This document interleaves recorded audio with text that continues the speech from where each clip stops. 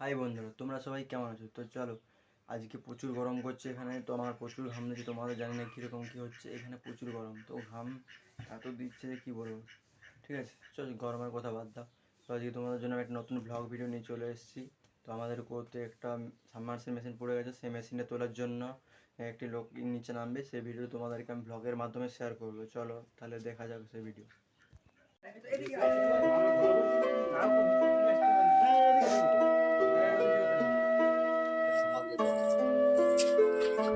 তো তোমরা দেখতে পাচ্ছ একটা কাকু কুয়াতে নেমে পড়েছে, দেখতে পাচ্ছ। দেখো অনেকটা দড়ি লম্বা আছে, নেমেছে কাকু। ঠিক আছে, তো চলো আমি আর বেশি কথা বলাবো না, তোমাদেরকে পুরো ভিডিওটা দেখাই, তারপর আমি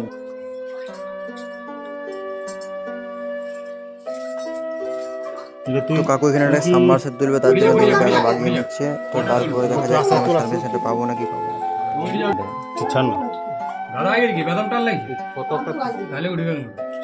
তারটা ধরা যাবে না এইখানটা খুলে। তো বন্ধুরা তোমরা দেখতে পাচ্ছ কাকু কতটা রিস্ক নিয়ে ওখানে দাঁড়িয়ে আছে।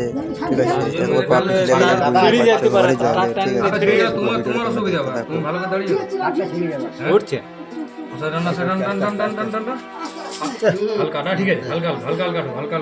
ওই পানিটাকে নিয়ে পানিটা খালি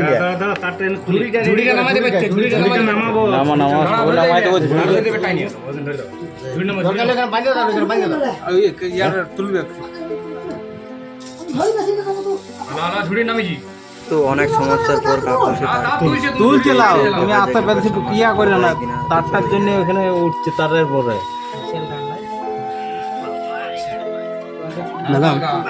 তারের বলে উঠছে।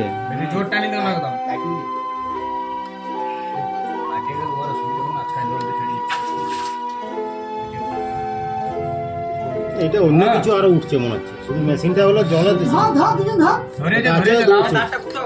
গুটাচ্ছে তারাই লাগিয়ে দিত। তারটা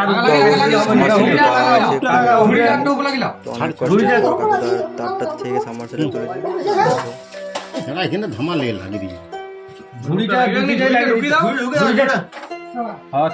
আবার মাথায় পড়বে।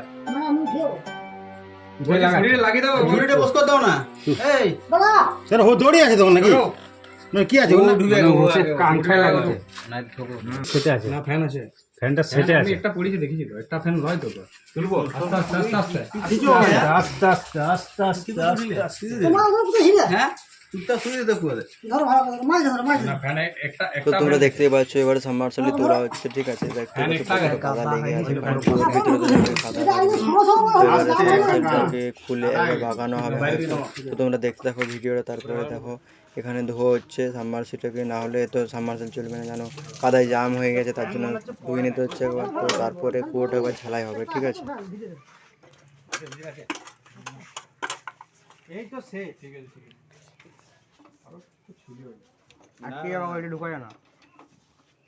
তো অনেক সময়ের পর, অনেক ঝুটঝামেলার পর সাবমার্সিবল ঠিক করে পাওয়া গেছে। তো এবার ধুয়ে নিলে কাজ শেষ। তো আমার ভিডিও পেতে সাবস্ক্রাইব করে দাও চ্যানেলটাকে।